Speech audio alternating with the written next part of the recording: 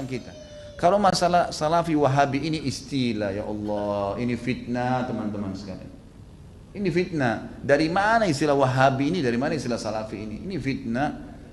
Setiap sebagian teman-teman kita yang berpegang pada sunnah Nabi SAW sering mengatakan kita kembali kepada pemahaman salaf. Pemahaman salaf maksudnya sahabat. Salaf itu orang terdahulu. Dikatakan pesantren salafiyah, pesantren yang dulu, tradisional gitu kan. Jadi itu pemahaman kembali kepada salaful ummah. Hanya itu. Begitu dikatakan kembali kepada salaf sahabat, oh ini kelompok salafi namanya. Nisbatkan. Dari mana ini penisbatan ini gitu kan? Kemudian wahabi, apa wahabi ini? Dari mana istilah ini? Ini keluar dari mulut orang-orang yang tidak bertanggung jawab. Kalau kita lihat cirinya orang wahabi, yang dianggap wahabi orangnya berjenggot, jalankan sunnah Nabi. Kalau sholat ke masjid, istrinya pakai tutup aurat. Ya, di rumahnya jauh dari perbuatan dosa. Ini nih kelompok nih. Diolok-olok, wahabila. Saya pernah dimasukkan dalam grup gitu kan. Saya lihat semuanya disatuin, teman-teman dari semua ormas ada, termasuk nama saya masuk di situ. Banyak, mungkin ada 80 atau 100 orang ustadz, kiai dan seterusnya. Baru saya masuk di situ saya sudah baca. Ah, ini banyak ustadz-ustadz wahabi, dimain-mainin gitu, tulisannya pakai O. Wahabilah ini. Oh ini wahabi ini suka tolak salawat, suka tolak zikir, suka tolak doa. Saya berpikir kalau saya mau tanggapin, ini 80 orang, 100 orang di situ, kemudian akan habis waktu saya menyita di situ. Sudahlah, saya keluar, minta maaf, saya nggak ada urusannya di sini, saya keluar.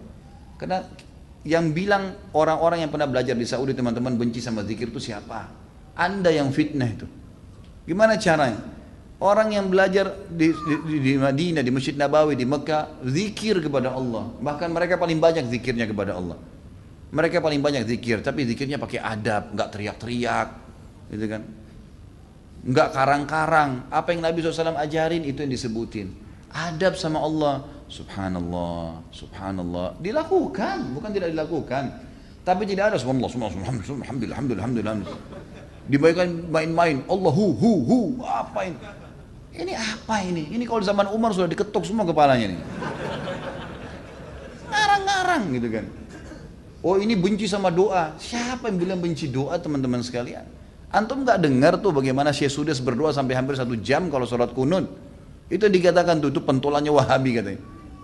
Baik berdoa kunut 1 jam sampai orang semua pada menangis seluruh dunia, antum bilang itu wahabi. Ini subhanallah ini. Benci doa itu namanya ajib. Sesuatu yang aneh gitu. Bagi saya tuduhan-tuduhan yang tidak beralasan sama sekali. Nggak beralasan nih. Yang penting dari Saudi wahabi gitu kan. Saya sampai waktu mau berangkat ke Saudi, awal saya mau belajar tahun 90, teman-teman ayah saya sempat titip pesan dari kota Makassar, Khalid, nanti kamu ke Saudi, ambil ilmunya tapi jangan jadi wahabi. Baik, saya berangkat 6 bulan pertama teman-teman sekalian, semua guru yang masuk saya ketakutan lihat. Ini wahabi nih. Apa ini wahabi? Mau yang menakutkan ini. Kena wanti-wanti begitu. Lama-lama setelah guru masuk, setiap guru masuk di Madinah, wallahi saya bersumpah atas nama Allah teman-teman sekalian, tidak pernah ada sebutan nama wahabi. Saya tidak pernah dengar kata-kata wahabi dari mulut mereka. Wallah, yang ada cuman qala Allah, qala Rasul. Allah berfirman, Rasulullah bersabda. Wallahi, saya sumpah di sini, di masjid ini memang begitu ajarannya. Begitu ajarannya, qala Allah, qala Rasul. Qala Allah, qala Rasul selalu. Atau diikuti dengan penjelasan Ibnu Abbas, sahabat, Ibnu Umar, sahabat. Nih pemahamannya mereka, ini pemahamannya sahabat tentang ayat ini, tentang hadis ini. Itu yang kita pelajarin.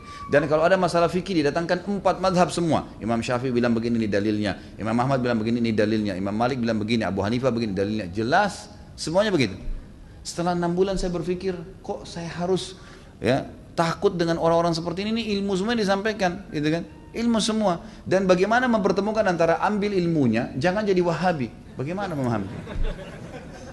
Saya nggak nyambung gitu. Gimana caranya? Gitu. Teman-teman sekalian, saya kasih jawaban secara akal sehat. Rasulullah SAW lahir di mana? Di Mekah. Ya, 13 tahun fase turunnya ayat-ayat Makkiyah di mana? Di Mekah. Baik, setelah itu Nabi SAW hijrah ke Madinah. Berapa tahun Nabi di Madinah? 10 tahun. Sampai meninggal kan? Kuburannya ada di sana. Demi Allah, Mekah sama Madinah markas Islam. Ada orang mengatakan itu markas Wahabi, markas ini tempat Nabimu lahir dan mati. Kok gimana sih? Lalu dikatakan itu ajarannya tidak benar, yang sesat. Padahal kalau kita duduk di majelisnya ulama, Ini Rasulullah bersabda, ayat Al-Quran dalam surah ini. Selalu itu, silakan saya tantang siapapun teman-teman sekalian. Bukan tantang. Saya ajak anda kalau lagi umroh, yang mengatakan Wahabi, tolong anda datang ke Masjid Nabawi, Masjid Haram Mekah. Duduk di majelisnya salah satu ulama situ. Coba dengarin apa yang mereka bilang. Coba jalan, atau mau bertanya silakan. Pasti mereka jawab, hukumnya kalau Allah berfirman surah ini. Rasulullah bersabda begini. Itu isinya. Itulah yang mereka bilang Wahabi. Ini kemurnian agama teman-teman sekalian. Dan kalau anda tidak pertahankan kemudian agama, lalu siapa yang mau pertahankan? Ini aneh sekali gitu. Ini luar biasa, sebenarnya harus diluruskan. Mudah-mudahan Allah berikan hidayah ya. Banyak orang Islam yang tidak faham, ya, dia kukunya masih panjang, sholatnya masih Senin Kamis, ikut-ikutan Wahabi juga.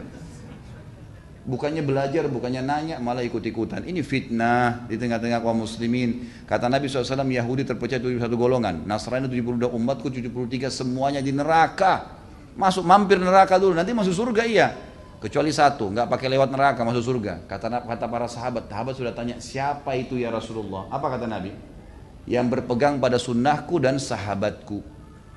Nah ini yang selalu ditunjuk Salafi, Wahabi ini yang selalu berkata Rasulullah bersahabat. Ini orang yang berpegang pada kemudian Islam.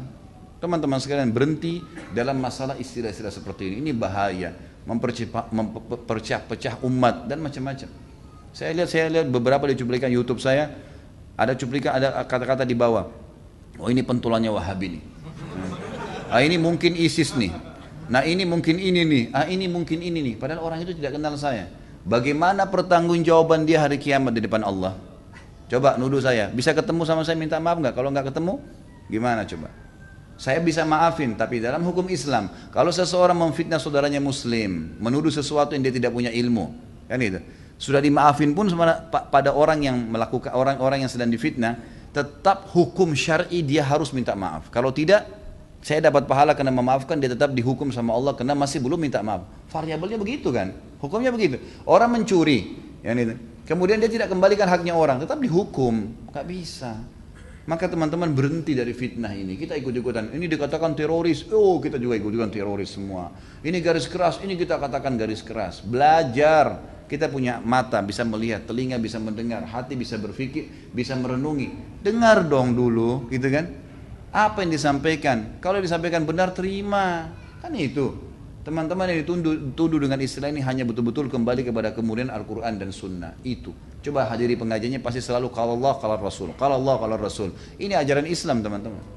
Gak pernah ada perkataan kata kiai saya, kata guru saya, kata gini, kata gitu. Gak pernah.